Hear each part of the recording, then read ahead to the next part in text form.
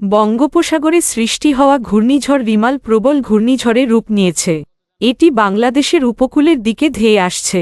এর অগ্রভাগের প্রভাব ইতিমধ্যে শুরু হয়েছে বাংলাদেশের উপকূলে। ঘূর্ণিঝড় উপকূলের দিকে এগিয়ে আসা এর গতিপথ এবং উপকূল অতিক্রম করার সম্ভাব্য সময় জানিয়েছে আবহাওয়া অধিদপ্তর। আজ রোববার সকালে দেওয়া আবহাওয়ার ১০ নম্বর বিশেষ বিজ্ঞপ্তিতে এসব তথ্য তুলে ধরা হয়। আবহাওয়া অধিদপ্তরের সর্বশেষ বিশেষ বিজ্ঞপ্তিতে বলা হয়, ঘূর্ণিঝড় রিমাল আজ সকাল ৬টায় চট্টগ্রাম সমুদ্রবন্দর থেকে ৪০০ কিলোমিটার দক্ষিণ পশ্চিমে, কক্সবাজার সমুদ্রবন্দর থেকে ৩০০ কিলোমিটার দক্ষিণ পশ্চিমে, মোংলা সমুদ্রবন্দর থেকে ৩৩০ কিলোমিটার দক্ষিণে এবং পায়রা সমুদ্রবন্দর থেকে ২৯৫ কিলোমিটার দক্ষিণে অবস্থান করছিল। এটি আরও উত্তর দিকে এগিয়ে ঘনীভূত হতে পারে। রিমালের সম্ভাব্য গতিপথ এবং আঘাত হানার সময় নিয়ে বিজ্ঞপ্তিতে বলা হয়, ঘূর্ণিঝড়টি আজ সন্ধ্যা বা মধ্যরাত নাগাদ মোংলার কাছ দিয়ে ভারতের পশ্চিমবঙ্গের সাগরদ্বীপ এবং বাংলাদেশের খেপুপাড়ার উপকূল অতিক্রম করতে পারে। বাংলাদেশের উপকূলীয় এলাকায় প্রবল ঘূর্ণিঝড়ের অগ্রভাগের প্রভাবে দমকা হাওয়াসহ বৃষ্টি শুরু হয়েছে। ঘূর্ণিঝড়ের অগ্রভাগ এখন বাংলাদেশের খুলনা অঞ্চলে প্রবেশ করেছে বলে জানান আবহাওয়া অধিদপ্তরের পরিচালক মো.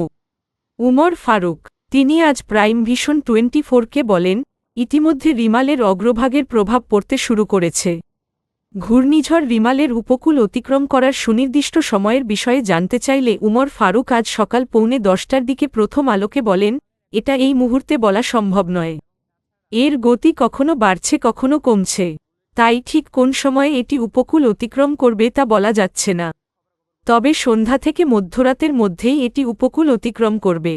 সন্ধ্যার দিকে উপকূল অতিক্রম করলে সেই সময় অনেক স্থানে ভাটা থাকবে, তাই জলোচ্ছ্বাসের তীব্রতা কম হতে পারে বলে জানিয়েছেন আবহাওয়াবিদ উমর ফারুক।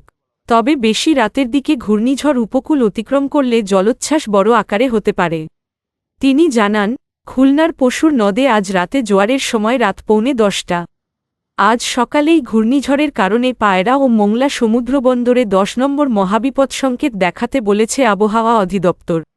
আজ রোববার সকালে ঘূর্ণিঝড় রিমাল নিয়ে দেওয়া 10 নম্বর বিশেষ বিজ্ঞপ্তিতে এ তথ্য জানানো হয়েছে। সেখানে বলা হয়েছে, চট্টগ্রাম ও কক্সবাজার সমুদ্রবন্দরে নতুন করে 9 নম্বর বিপদ সংকেত দেখাতে হবে। বিজ্ঞপ্তিতে বলা হয়, উপকূলীয় জেলা খুলনা, সাতক্ষীরা, বাগেরহাট, পিরোজপুর, ঝালকাঠি, বরগুনা, বরিশাল, ভোলা, পটুয়াখালী এবং তাদের কাছের দ্বীপ ও চরগুলো 10 নম্বর মহাবিপদ সংকেতের আওতায় থাকবে।